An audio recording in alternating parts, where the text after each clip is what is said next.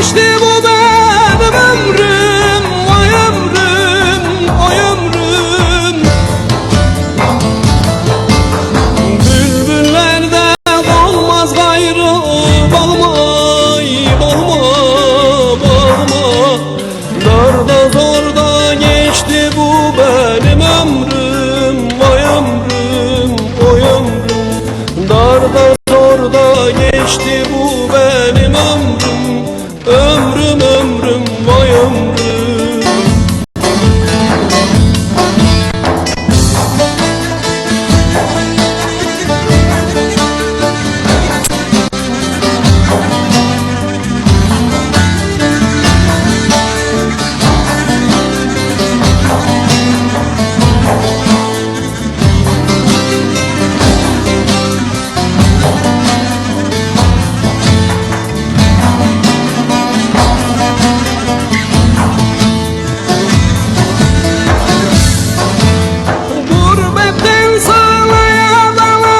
Gözlerim, gözlerim, gözlerim.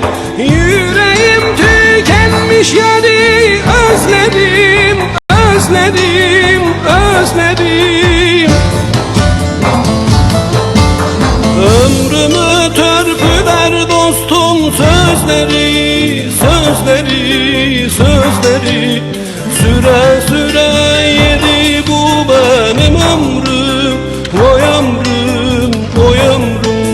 Süre süre yedi bu benim ömrüm, ömrüm, ömrüm, vay ömrüm.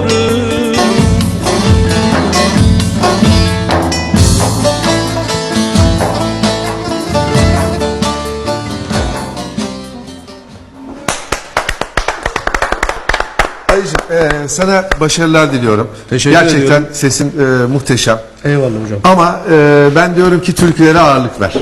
Zaten türkü okuyorum. Benim kasetimin çoğu formatı türkü. Evet. Fantazi de okuyorum. 2 tane fantazi var. Diğerler hepsi türkü.